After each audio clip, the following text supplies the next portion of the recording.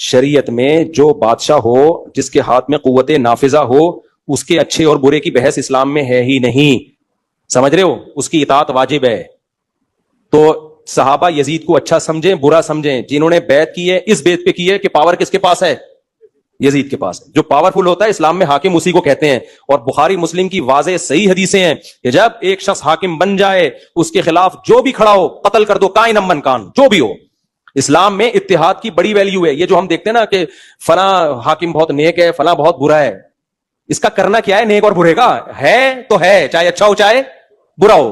پاس تو پاور آ گئی. تو مولوی صاحب آج کے بعد اگر تم نے فرعون کو برا کہا نا، اس کے پاس بھی فرعون کے پاس بھی طاقت اور پاور تھی. سوال ان سے یہ کیا گیا کہ اگر جن لوگوں نے یزید کی بیعت کی ہے، جن صحابہ نے، تو اگر یزید برا ہے تو جن لوگوں نے بیعت کی ہے ان کو ہم کیا کہیں؟ وہ اچھے ہیں یا برے ہیں؟ تو اب آپ دیکھیں کہ اس سوال کا جواب تو بالکل واضح تھا. کہنا چاہیے تھا کہ جو لوگ یزید کے ساتھ کھڑے ہوئے، یزید ایک جھوٹا ہے، ظالم ہے، مکار ہے، تو جو لوگ یزید کے ساتھ ہوئے وہ یزید کے ساتھ ہی ہیں. کیونکہ یہ تو ہمیشہ یہ جواب دیتے ہیں نا. محرم میں آپ نے سیاہ لباس پہن لیا تو آپ کو کیا کہتے ہیں؟ سیاہ لباس ویسے تو پہننا جائز ہے، لیکن چونکہ اس میں تشبہ بالروافض ہے، رافضیوں کے ساتھ مشابہت ہے، اس لیے حدیث میں آتا ہے من تشبہ بقوم فہو منہم، جس نے کسی قوم کی مشابہت اختیار کی وہ اس میں سے ہے. یہ حدیث پیش کرتے ہیں یا نہیں پیش کرتے؟ آپ سب کو معلوم ہے، بہت عام حدیث ہے. مثال کے طور پر اگر آپ نے ٹائی پہن لی تو پہلے یہ مولوی صاحبان کیا کہا کرتے تھے؟ یہود و نصارہ کی مشابہت ہے.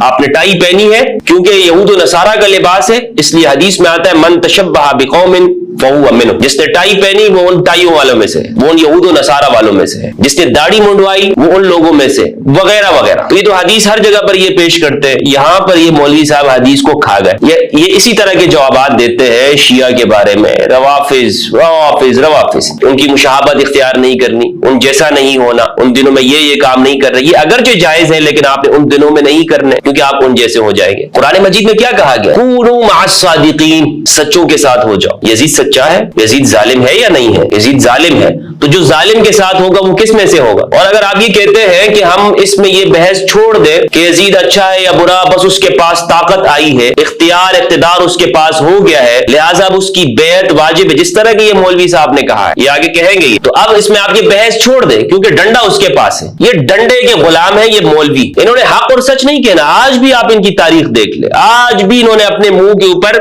پٹیاں باندھی ہوئی سیے ہوئے ہیں، اپنے منہ اپنے ہونٹوں کو سی لیا ہے. کبھی ظلم کے اوپر بات نہیں کریں گے. مسلمانوں کی ہمدردی کے اندر مسلمانوں کو نقصان ہو رہا ہو، معاشرے کے اندر ظلم ہو، فتنہ اور فساد ہو، انسانیت سسک کے مر رہی ہو، اس پر یہ بات نہیں کریں گے. کیوں؟ اس لیے کہ جو ظالم طبقات ہیں وہ ناراض ہو جائیں گے. فلسطین کے اوپر مولوی صاحب خاموش ہیں، بالکل کوئی گفتگو نہیں کریں گے. ان سے تو وہ غیر مسلم اچھے ہیں کہ جو اپنی اپنی ریاستوں کے اندر حق کے لیے بات کر رہے ہیں. اسی لیے اسلام کو اس مذہبی طبقے نے ہمارے سامنے مذہب بنا کر پیش کیا، حالانکہ اسلام وہ انسانیت ہے. اسلام حق اور سچ کی بات ہے، ظلم کے خلاف ہے، عدل کے ساتھ ہے. اگر ہم حکمران کے اچھے اور برے ہونے کی بحث کو چھوڑ دیں تو قرآن مجید کے اندر فرعون اور نمرود کے واقعات کیوں درج ہیں؟ موسیٰ علیہ السلام کا قصہ کیوں بیان ہے؟ قرآن مجید میں حضرت موسیٰ علیہ السلام کی دعوت کیوں بیان کی گئی ہے؟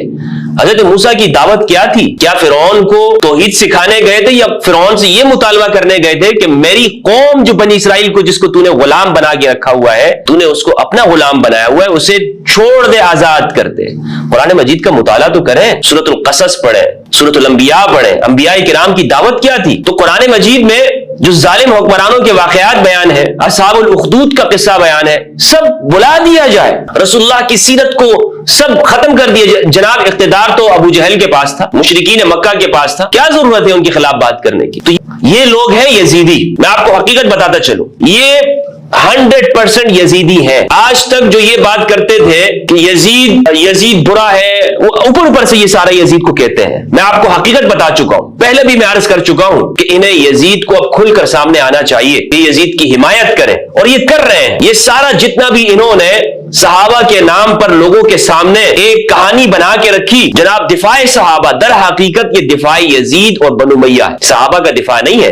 یہ شروع میں صرف خلفاء کے نام لیتے، حضرت ابوبکر رضی اللہ عنہ، عمر، عثمان رضی اللہ عنہما، لیکن حقیقت میں ان کا مقصد یزید کا دفاع کرنا ہوتا ہے، بنو امیہ کے ظالم حکمرانوں کا. آپ جائیں اور اپنے مولویوں سے سوال کریں کہ یہ جمعے کے دن تمہیں گمراہ کیوں کر رہے ہیں؟ یہ بیوٹی پارلر سے تیار ہو کر لپسٹکیں لگا کر تمہارے سامنے جب بیٹھ جاتے ہیں तुम इनसे पूछते क्यों नहीं हो? क्यों तुम खामोश हो जाते हो? कुरान मजीद में नहीं कहा गया इअदिलू व अक़रबु लित्तक़वा, अदल करो ये तकवा के ज्यादा करीब है? हमें सिर्फ तुम कहानियां सुनाते रहोगे तकवा के।